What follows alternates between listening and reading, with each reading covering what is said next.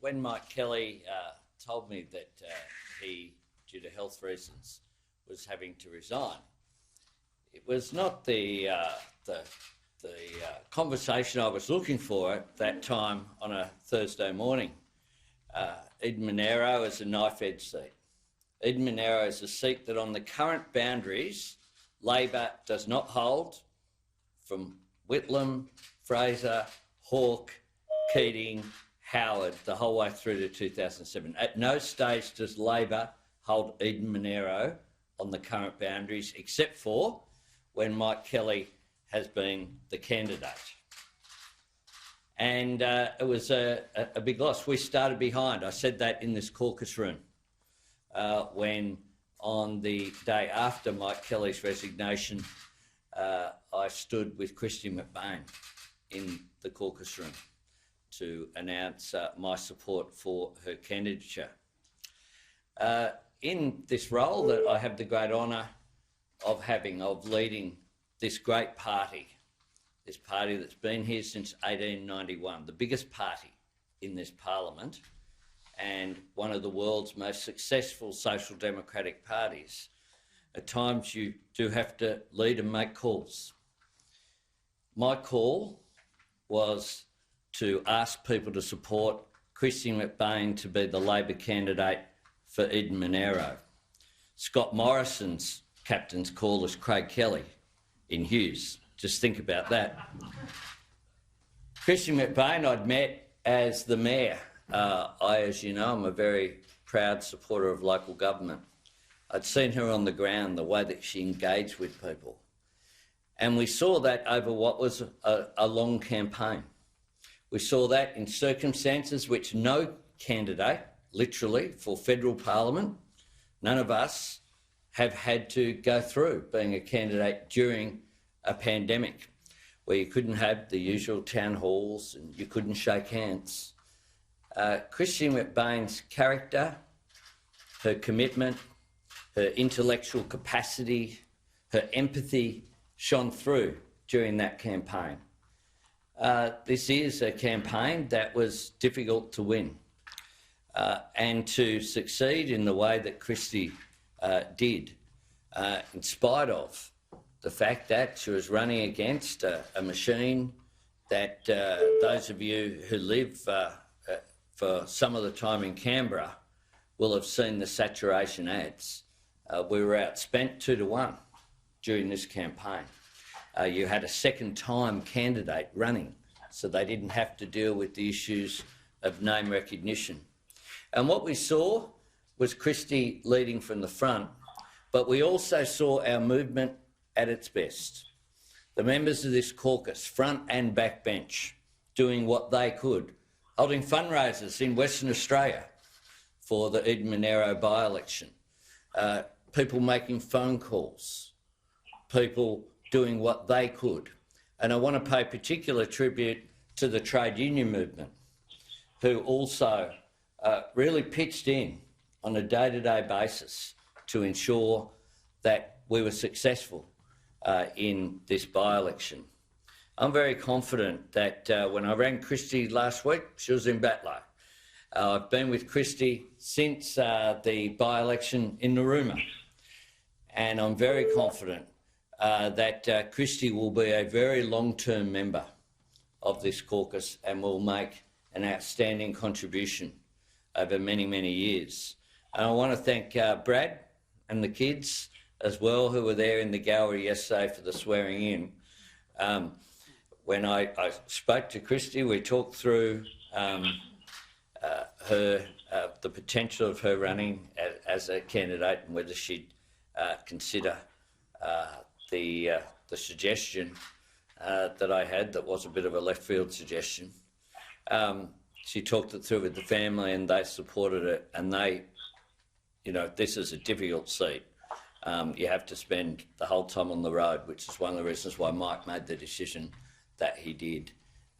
I did 5,000 Ks. I don't know how much, what sort of Ks Christy did, but the family as well, we thank them. And we thank the many people who've joined the Labor Party as a result of Christy's campaign. the movement. I met people right around the electorate who've joined and been invigorated by Christie's spirit and enthusiasm. This is someone who is worthy of support, and I'm very proud that she's joining us here today, and I look forward to a long-term contribution. She joins at a difficult time, the pandemic that we are dealing with, and I want to, at this point, particularly say thank you and give a shout out to our Victorian members, some of whom have isolated here for 2 weeks in order to sit, some of whom have isolated at home with their families, and we thank them, and we thank those as well who've stayed in Victoria with their communities as well, because they weren't in a position to be able to get here. I know it's difficult to not physically be in the Parliament when you're an elected member, because we actually want to be here. The other side want to call Parliament off. We want Parliament to sit. A big distinction. And for those of you as well, the Queenslanders who'll be self-isolating when they get home, for people who've made sacrifices, to all of your families, thank you. This is a difficult period, but it's one that is necessary.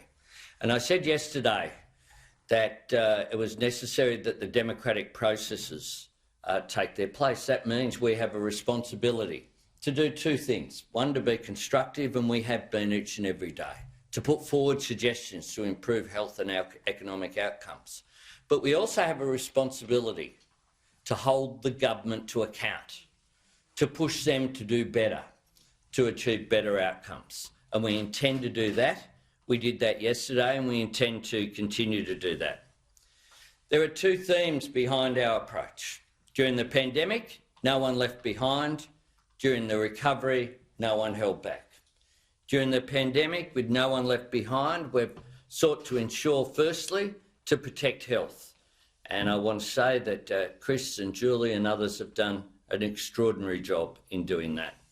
We've argued, when you look at some of the restrictions, whether it be the closure of borders, whether it be social distancing measures, whether it be testing, whether it be the search for a vaccination, on each and every issue, Labor has been out there ahead of the government. The government has been reluctant at first phases. I spoke to the Prime Minister when I was heading down on one of my trips to Merimbula. There, sitting in the Rex Lounge at Sydney Airport, being concerned that there were people who had just flown in from the US, from the Philippines, other countries, just spreading out. No temperature testing, nothing was going on at our borders at that time. And we were told that that was okay. Truth is that it wasn't okay. We sought to protect the incomes of people. We argued the case for youth allowance, Austudy, AbStudy recipients to receive support, and we got it. We argued the case for family allowance to take into account 2-income families so that many more people got support, and we got it. We argued the case for wage subsidies. Never forget, the government argued against wage subsidies, full stop. They argued in private, they argued in public. When we were arguing for what became JobKeeper, to keep that link between employees and employers, they argued against it and were dragged to it. Think about what the consequences would have been had we not been successful. And we've argued for a long time that New Start needed to be increased. And what we have, of course, is the temporary increase with JobSeeker, but still no commitment from this government to pay any more than $40 a day, even though they've acknowledged that is simply not enough to live on without being in dire poverty. And it's not good enough, and we'll continue to argue the case. We've argued for industry support, in some cases more successful than others. In the arts and entertainment sector, of course, a little bit, but not enough, and a whole lot of people still missing out. Universities, still missing out. from any support. We argued against snapback. Bear this in mind. All of the support measures, the reason why we have to legislate is because the government legislated for them to return to zero when they passed their legislation earlier this year. To zero.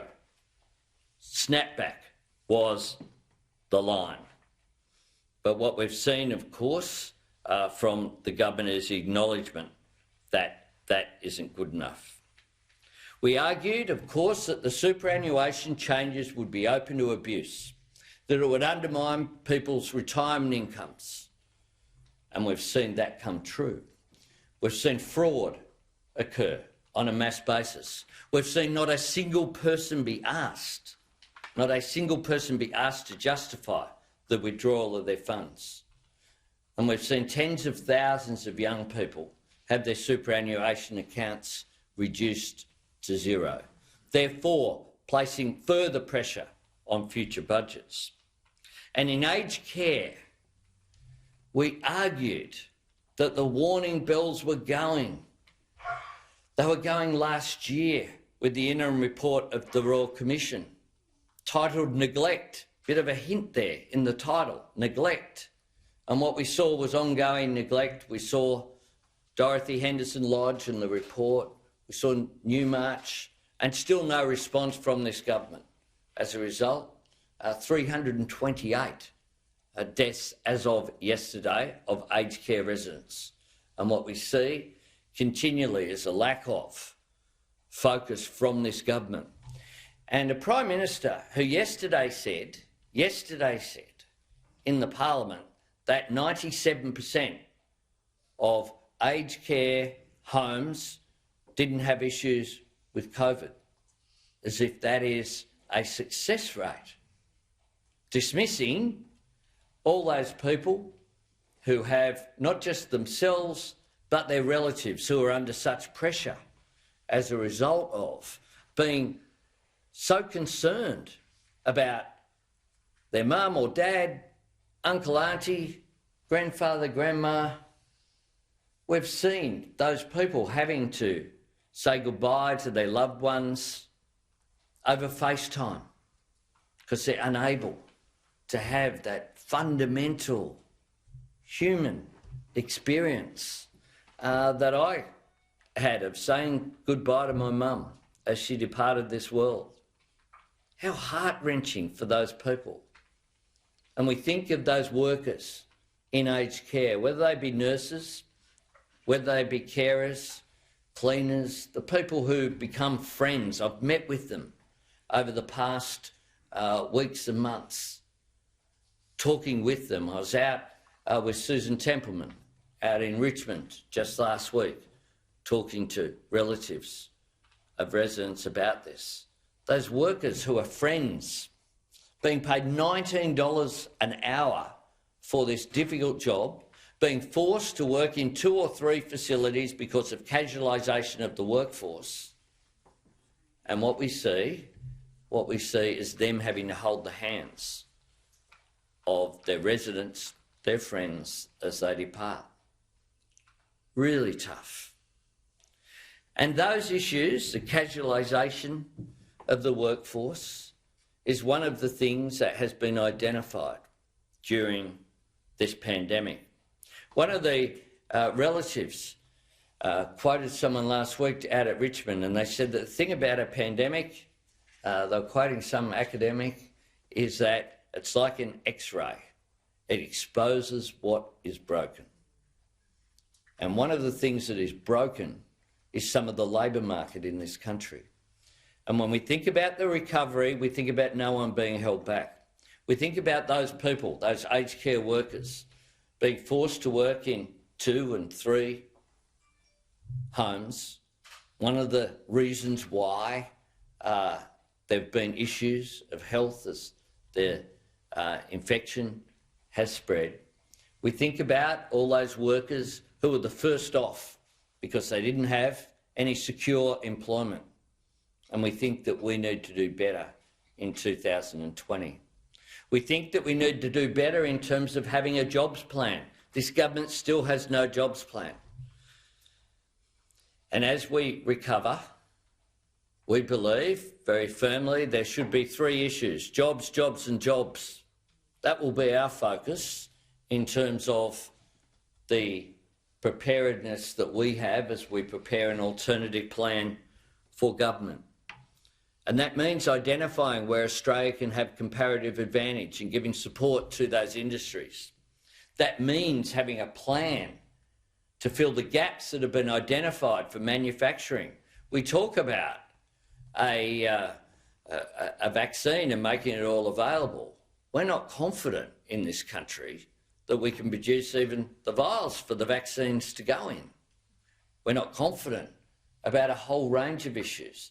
This is a circumstance whereby the Prime Minister dismisses the fact that aged care workers have spoken about having to choose between whether they put on a left-hand glove or a right-hand glove because they can't use both when they're looking after vulnerable elderly residents.